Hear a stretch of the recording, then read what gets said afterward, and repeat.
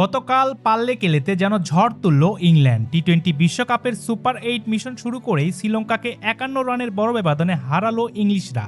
টসে হেরে আগে ব্যাট করতে নেমে শুরুটা ভালো ছিল না ইংল্যান্ডের। নিয়মিত বিরতিতে উইকেট হারিয়ে চাপে পড়ে যায় দল। দুনিত ভেল্লালাগে ও মহিষ থিকসানার স্পিনে জস বাটলার আর হ্যারি ব্রুকরা দ্রুত ফিরলেও এক প্রান্ত আগলে রাখেন ফিল সল্ট। কঠিন উইকেটে অসাধারণ ধৈর্য আর আত্মবিশ্বাস নিয়ে তিনি খেলেন 62 রানের লড়াকু ইনিংস।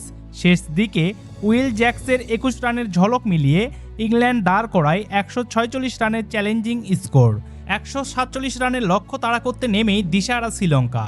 পাওয়ার প্লেতেই 5 উইকেট হারিয়ে ম্যাচ থেকে প্রায় ছিটকে যায় তারা। পাথুম নিসাঙ্কা, কুশল ম্যান্ডিস, দুনিত ভেল্লালাগেরা কেউ টিকতে পারেননি ইংলিশ পেস আর স্পিনের সামনে।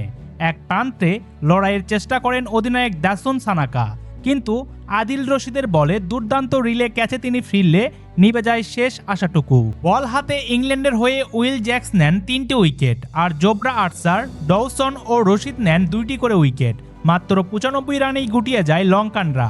ব্যাটে সল্টের দৃষ্টতা আর বলে জ্যাক্স আর্চারদের আগুন, সব মিলিয়ে সুপার 8 শুরুতেই শক্ত বার্তা দিল ইংল্যান্ড ক্রিকেট দল। সম্মানিত ভিউয়ার্স, আপনার কি মনে হয় এই ফর্ম ধরে রেখে শিরোপার পথে এগোতে পারবে ইংল্যান্ড? এ বিষয়ে আপনার মতামত কি? অবশ্যই ভিডিওর নিচে কমেন্ট করে জানাবেন।